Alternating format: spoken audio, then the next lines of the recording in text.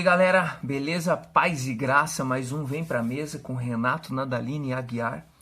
E hoje eu quero falar sobre um assunto que eu tenho pensado muito nesses dias, dentro de um texto que eu li de Paulo, que fala sobre a consciência, né?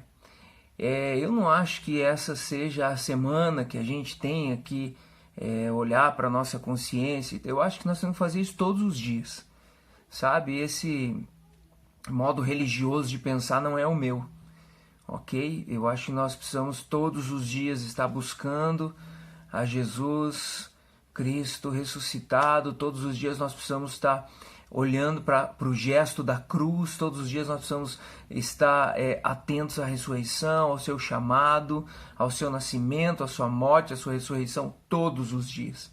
Eu não fico apegado a um dia, mas é importante também, né? Para aqueles que vivem isso e que praticam estas coisas, se apegarem a isso, ok, tranquilo. Mas não é o meu modo de pensar. E eu tenho liberdade para isso. Amém? Também não estou atacando ninguém, só estou dizendo a forma como eu penso. Ok? Por que eu estou falando isso? Porque esse assunto da consciência veio porque eu estava estudando o livro de Romanos. Não é porque esta semana, certo? É porque eu estava estudando o livro de Romanos e aí isso começou a pulsar dentro de mim e eu comecei a dar uma vasculhada com mais a fundo disso e resolvi gravar um vídeo falando sobre isso. Amém? E tudo está ligado no relacionamento. Tudo está ligado a uma intimidade com Deus, que é o que eu venho falando já há muito tempo e é algo que mexe muito comigo, ok? E eu quero usar como texto base 1 João 3:19. Olha que interessante, olha o que fala. Nisto saberemos que somos da verdade e diante dele tranquilizaremos o nosso coração. Se o nosso coração vier a nos condenar, porque Deus é maior que o nosso coração e conhece todas as coisas. Amém? Essa palavra condenar, ela significa, no original, ela é kataginosco. E vocês sabem, eu já falei isso em outros vídeos, ginosco é um relacionamento íntimo, é uma expressão judaica que fala do homem e da mulher, de um casal, um relacionamento entre um casal, algo de muita intimidade. Então, essa palavra condenar, ela é acusar, censurar. É quando você se sente em falta de algo, ok? E Paulo fala muito disso. Paulo fala, embora nós estamos no livro de João, e João está falando disso, e eu cheguei aqui por quê? Por causa de um texto que Paulo fala lá no livro de Coríntios, 1 Coríntios 4:4, ele diz assim, ó: verdade é que minha consciência de nada me acusa, mas nem por isso estou justificado, meu juiz é o Senhor. Amém? Então, aí eu fui estudar o que é a consciência. Para os teólogos, a consciência é a voz de Deus, certo? É a voz de Deus. E tá certo, é a voz do Espírito Santo. Mas olha que interessante o que fala no dicionário, diz assim, ó: consciência, sentimento ou conhecimento que permite ao ser humano vivenciar, experimentar ou compreender aspectos ou a totalidade de seu mundo interior. Sentido ou percepção do que é moralmente certo ou errado. Meu Deus, olha que coisa.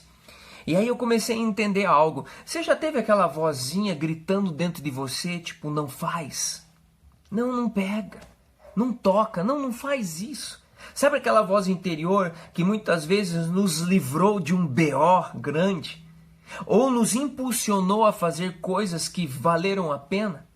Essa voz é a voz do Espírito Santo. Amém? É a voz da consciência. E João está dizendo aqui que se a minha consciência vier a me acusar, é porque eu preciso estar atento ao que ela está dizendo.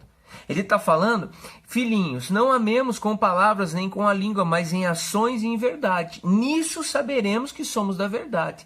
Ou seja, que as nossas ações, nosso amor, ele seja em ação e verdade.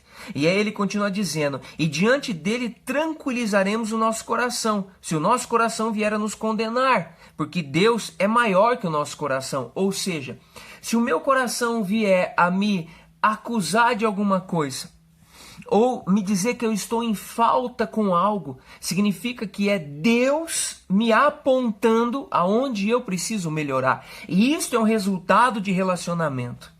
Amém? Isso é um resultado de relacionamento. A voz da consciência, ela existe em todo ser humano, porque o Espírito Santo foi derramado sobre toda a carne. Porém, eu só começo a torná-la audível se eu obedecê-la. Então a obediência é um princípio para tornar essa voz da consciência uma voz familiar. Uma voz familiar. Amém? Se eu começar a dar ouvido a esta voz da minha consciência e eu começar a deixar que ela venha falando cada vez mais forte dentro de mim através da obediência, eu vou me tornando íntimo a esta voz. E aí então, através da obediência a esta voz, esse Espírito de Deus que habita em mim, ele vai começar a ver que, opa, o cara tá me escutando. Então eu vou começar a falar mais.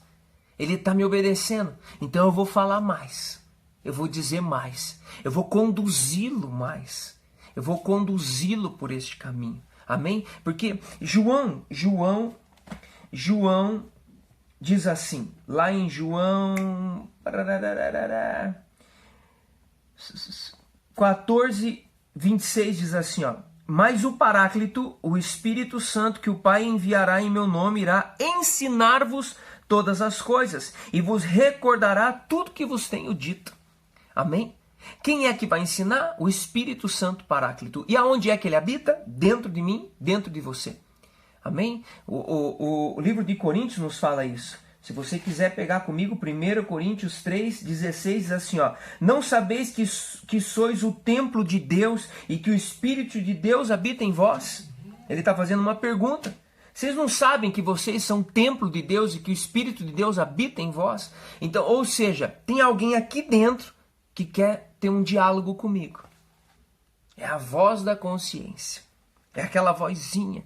Amém? Então aí você não precisa mais que alguém fale para você. Ó, você está errado. Ó, fica apontando o dedo e te dizendo o que você deve fazer. Isso sim, o pai tem que fazer com o filho, quando o filho é criança. Mas quando nós nos tornamos adultos, irmão, tem alguém que quer educar a nossa alma, e esse alguém é o Espírito Santo. Jeremias já profetizava sobre isso. Olha só o que Jeremias fala, lá, Jeremias 31, 33 diz assim, ó, eis a aliança que então farei com a casa de Israel. Oráculo do Senhor, eu lhe incutirei a minha lei, eu a gravarei em seu coração, sereis o seu Deus e Israel será o meu povo. Amém? Vai incutir, vai gravar onde? No coração do homem. É onde está a voz da consciência, no coração do homem. Amém? É nesse lugar que Jesus quer falar conosco. É a voz da consciência. Então, se nada me acusa, como Paulo fala em muitos textos. Ele diz lá em Hebreus 10, 17, tenha no coração purificado da má consciência. Ou seja, eu preciso purificar o meu coração da má consciência. Se de repente eu tenho um vício e o meu coração começa a dizer, viu, por que você não para? Para com isso faz mal para você. Eu preciso o quê? Purificar. Purificar o coração da má consciência significa o quê? Jesus disse que não é aquilo que sai da boca, mas que não é aquilo que entra na boca do homem que mancha, mas aquilo que sai. Porque da onde procedem os maus pensamentos? Do coração. Então, se o meu coração ele está com uma má procedência, eu preciso purificar o meu coração. E quem é que pode purificar o meu coração? Jesus Cristo. E aonde é que meu coração é purificado? Num relacionamento com Ele. Amém? Tudo volta para o quarto de oração. Tudo volta para uma intimidade. Por uma intimidade. Porque a partir do momento que eu começo a ter uma vida com Jesus, o Espírito Santo vai gritando dentro de mim esta consciência, ele vai me trazendo uma ideia de aonde eu posso melhorar. De que forma eu posso ser melhor? Quais são as coisas que eu preciso deixando para trás? E claro, Deus é processual, compreende? Existem coisas hoje que talvez sejam gritantes, mas as pequenas coisas que não aparecem sejam mais prejudiciais do que as coisas que estão à vista. E é nesse lugar que o Senhor quer tocar. É o encontro do bom ladrão com Jesus. Quando ele vê Jesus, ele enxerga ali um homem bom, que estava ali, que não merecia estar ali, e ele pelos atos que ele teve, ele teve uma consciência naquele momento remida. A sua consciência foi remida no encontro com Cristo. Então ele diz: Senhor, lembra-te de mim quando entrares no teu reino. Amém? Olha só, Paulo continua dizendo ainda. Aqui em 1 Timóteo 1, 18, 19, Paulo dá um conselho a Timóteo que tenha uma boa consciência, uma consciência limpa, uma consciência pura. Amém? Você veja como é importante nós começarmos a ouvir a voz da nossa consciência. A ouvir a voz da nossa consciência. E interessante, sabe o que é? Que a consciência, a pregação exterior, porque Jeremias continua dizendo: então ninguém terá encargo de instruir seu próximo ou irmão, dizendo: aprende a conhecer o Senhor, porque todos me conhecerão, pequenos e grandes. Amém? Essa pregação externa, ela atinge o interior, porque já foi revelado pelo Espírito. Já foi revelado pelo Espírito. Então quando você escuta uma palavra que atinge o teu interior, e no teu interior aquilo já tinha sido revelado, acontece o quê? Libertação. Acontece a libertação. Amém? Isso é muito fantástico. Então, a minha consciência tem me acusado de alguma coisa? Não é o diabo, é o Espírito Santo, me mostrando aonde eu devo melhorar. O demônio, ele aponta o dedo, o Espírito Santo não. O Espírito Santo, ele mostra onde nós temos falta, aonde tem faltado algo. E isso precisa sair para que haja um espaço para que Jesus possa habitar. E cada vez que sai mais cheio eu fico da sua presença. Amém? E o que mais importa é a sua presença. Amém? Olha que interessante. Aonde é que o homem perde a sua consciência? Onde é que o homem perde esse sentido de ter uma consciência pura? Lá no Jardim do Éden. Se você ler comigo, Gênesis 3, 6 diz assim, a mulher, vendo que o fruto da árvore era bom para comer, de agradável aspecto e muito apropriado para abrir a inteligência, tomou dele, comeu e o apresentou também ao seu marido, que comeu igualmente. Então os seus olhos abriram-se. Essa palavra olhos, ela vem de ain no original, é ain, A-Y-I-N, que significa faculdades mentais. Então, abriu a inteligência, abriu as faculdades mentais, então eles tiveram uma mente aberta, mas para um sentido caído. Eles tiveram uma mente aberta para um sentido caído. A consciência do homem foi manchada, amém? Lá no Éden. A sua consciência foi manchada. E eles tiveram um entendimento com essa mente caída. A gente está nu. Então eles se tampam com folhas de figueira e se escondem de medo porque Deus estava vindo. Amém? Agora, olha que coisa mais louca ainda. Abraão, ele tem um encontro com Deus. E a Bíblia fala que Abraão foi obediente. Agora, obediente a uma lei. Que lei? Se não existia uma lei escrita. A uma lei moral. Ou seja, a consciência de Abraão era uma consciência pura, irmãos. Era uma consciência pura, sem mancha. E Paulo fala muito disso. Foi aí que eu entrei na questão da consciência. Paulo fala muito disso. Olha o que fala no livro de 2 Coríntios 3:3. Diz assim, não há dúvida que vós sois uma carta de Cristo, redigida por nosso ministério e escrita não com tinta, mas com o Espírito do Deus vivo, não em tábuas de pedra, mas em tábuas de carne, isto é, em vossos corações. Então, Paulo quer nos apontar que existe uma lei maior do que a lei que estava escrita, do que aquelas regras impostas no Antigo Testamento. Existe uma lei moral que grita dentro de nós através do Espírito Santo. É o que Jeremias está dizendo aqui em 31:33. Amém? Jeremias está falando exatamente isso, que haveria um tempo que ninguém mais ia ficar ensinando e dizendo. Por quê? Porque o próprio Deus ensinaria. Como? Através do Espírito Santo. Mas então não é importante pregar? Não, é importante pregar, porque daí o que vai acontecer com a pregação? A pregação exterior, ela vai tocar no teu interior, naquilo que já foi revelado a você, aquilo que já foi revelado no teu interior pelo Espírito, e aí há libertação. Amém? Aí há libertação. Amém? Olha que coisa interessante. Então essa lei escrita, ela vem, essa lei ela pode ser manipuladora. Quantas pessoas manipulam pessoas por causa de uma lei escrita? É ou não é? Quantas pessoas? O que é pecado para Deus é pecado e acabou, irmãos. Amém? Não estão querendo aprovar a lei do aborto agora?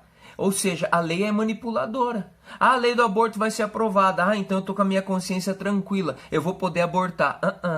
Tenho certeza que a consciência vai acusar. Por quê? Porque para Deus é pecado, é morte. Então não adianta os homens criarem uma lei que esteja fora, desconectada com aquilo que é moralmente correto. Não foi isso que nós ouvimos? Lá, a consciência é o que? Aquilo que é moralmente no seu interior, ou seja, aquilo que é moralmente correto. Esta lei estava imprimida no coração de Abraão. Abraão tinha uma lei moral dentro dele. Amém? Você entende isso? Por isso que a graça sobrepuja a lei. O que é graça? É o encontro. É aquilo que Jesus fez por nós na cruz. Independente da lei que existia na época, ele vem e traz uma lei maior, uma lei chamada amor.